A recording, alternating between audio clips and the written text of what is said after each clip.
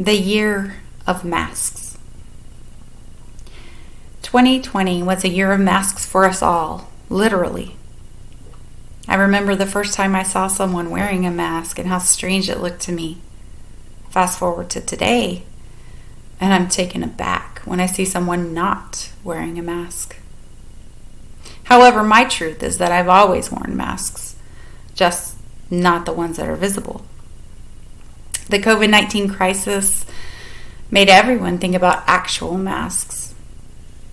My cancer diagnosis and the ensuing self-reflection made me think about the unseen masks that I wear.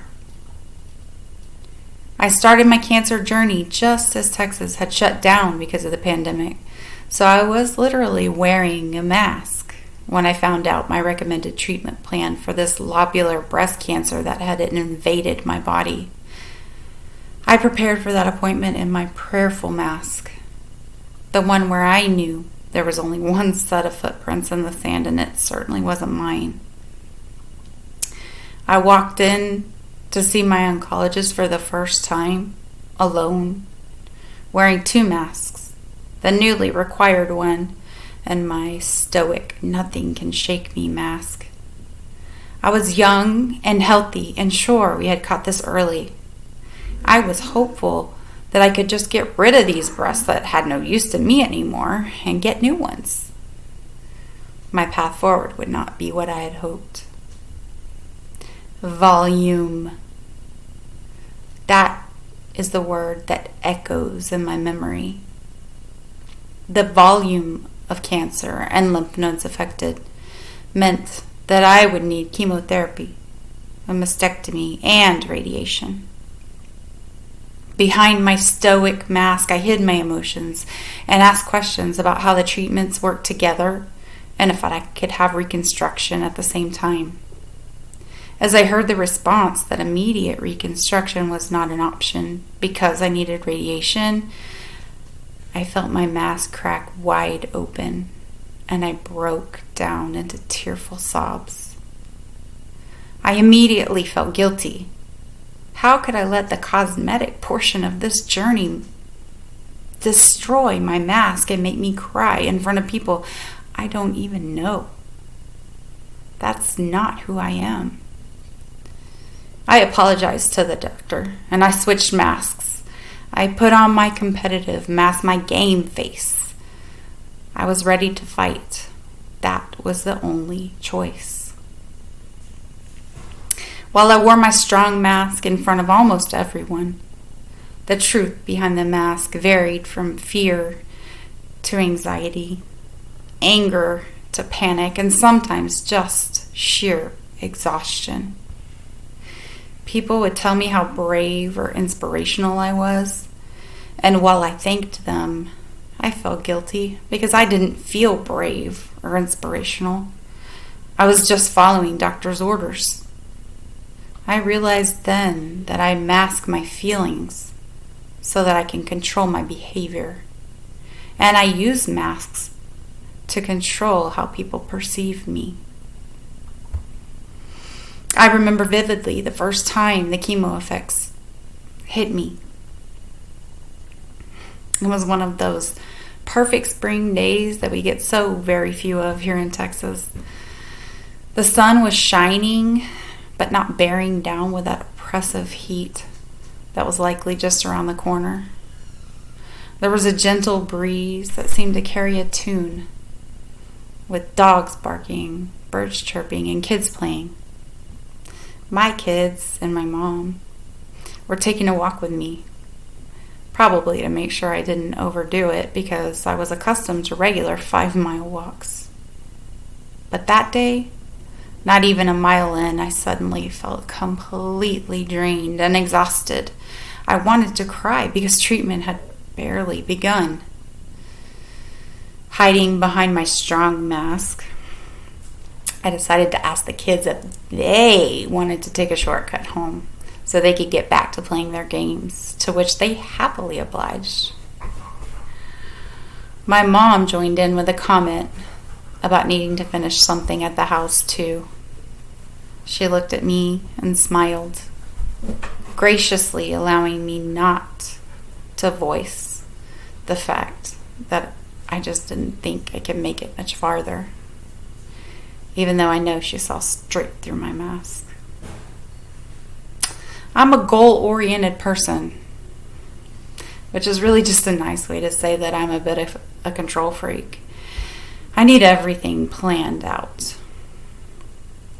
While some people saw bravery in the resolute way in which I progressed through each step of my treatment plan, even the unexpected additional surgeries, the truth was that was the only thing I could control.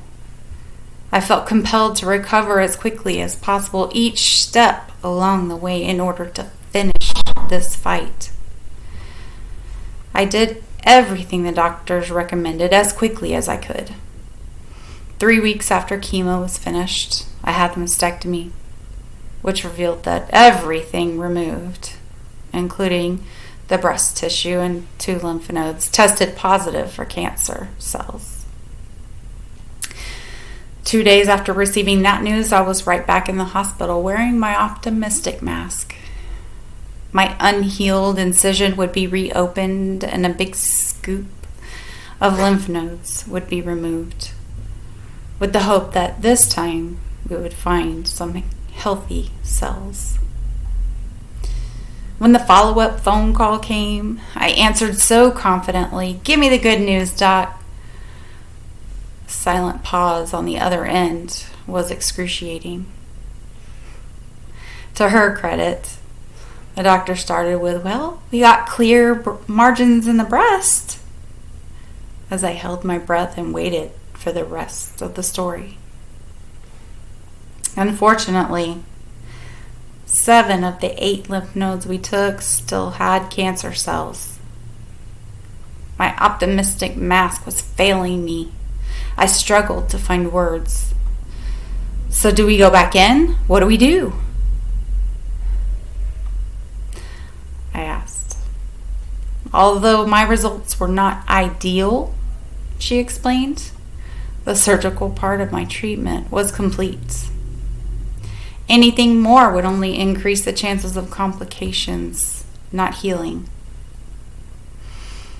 I thanked her and told her how much I appreciated her work and her honesty. Then I went to the closet, removed my masks, and quietly cried. Next up, 28 rounds of radiation, after which I learned that there was no way to validate the effectiveness of radiation, so I finished active treatment with no medical assurance that I was cancer-free, just that I had done all I could do. Neither the strong nor optimistic mask had worked, and I was tired of wearing them. My sadness, angst, and frustration were overwhelming, so I retreated into myself because I was unable to mask my emotions. I had hit my limit with my strong, optimistic masks. Without even realizing it, I put my do not disturb mask on. I didn't answer or return phone calls. I didn't want to explain or justify my feelings to anyone. I had to work through them on my own. Masks are funny, though. They can help you and those around you, but if you wear them too long, they can be painful and lose their effectiveness. I realized I needed to be able to take off the masks and deal with the truths behind them, or I would never be able to move forward.